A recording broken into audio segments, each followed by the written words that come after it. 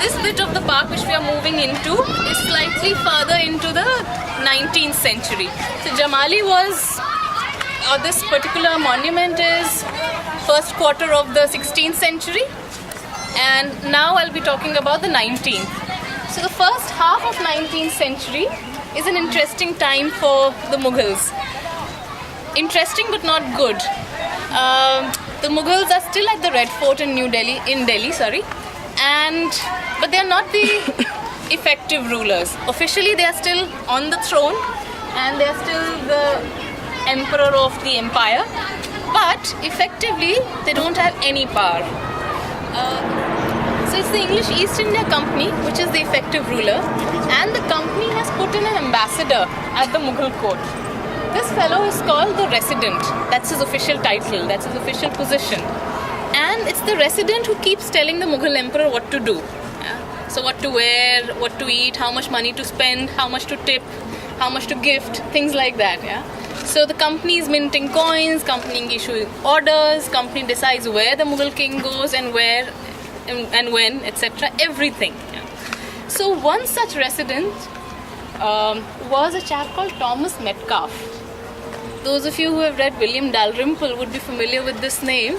He's a character who appears both in The City of Jinns, that's one of the most famous of his books, and also in The Last Mughal. Yeah, The Last Mughal. So, White Mughals nahi, The Last Mughal, which is on 1857 in Delhi. Yeah. So, Thomas Metcalfe is a resident who has been put in by the English East India Company. He stays at the Mughal court. And all this land you see around you is bought up by him. He purchases this land, which means bag and baggage, trees, animals, whatever remains are there, everything. And then he goes about re-landscaping it. This is into what is called his weekend retreat. Yeah, so this is to be something like his pleasure palace. Yeah. I like to call it the first farmhouse in Mehrauli. Yeah, so he seems to have started the trend. His residence is in North Delhi. The Mughal king is in Red Fort, and Metcalfe's official residence is quite close to the capital city, what is today called the Metcalfe House. It's still known as the Metcalfe House. It's the office of the DRDO.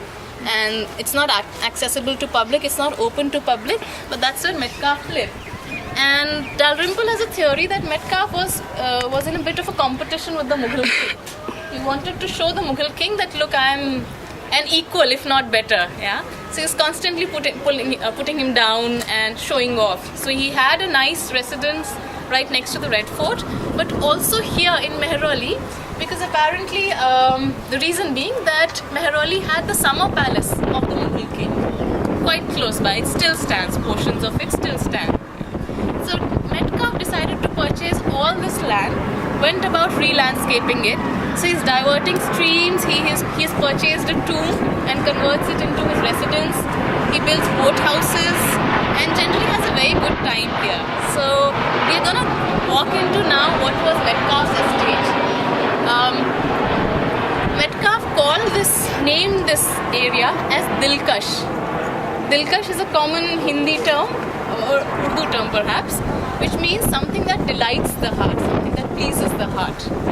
So this estate was called Dilkush, and the pavilion where I'm standing, this is one of Metcalfe's doing. This is called Metcalfe's Folly. I think it's a folly both in name and act, perhaps. There might be a bit of a pun here.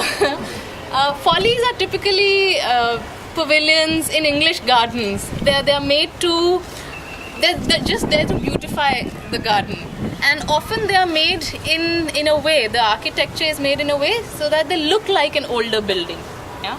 So they're a typical part of English landscape, and Metcalfe, being very much part of that culture, decided to follify this estate and built many follies around, many. So if you go to the Qutub complex, as you walk towards the ticket counter in the Qutub complex, you'll see that there's parking on your right, and there are two very odd looking structures on your left. One is something like a spiral. These are huge structures. One is something like a spiral, the other is something like a ziggurat. And they are both follies made by Thomas Metcalfe. And they don't even look nice. I'm not sure what he was up to.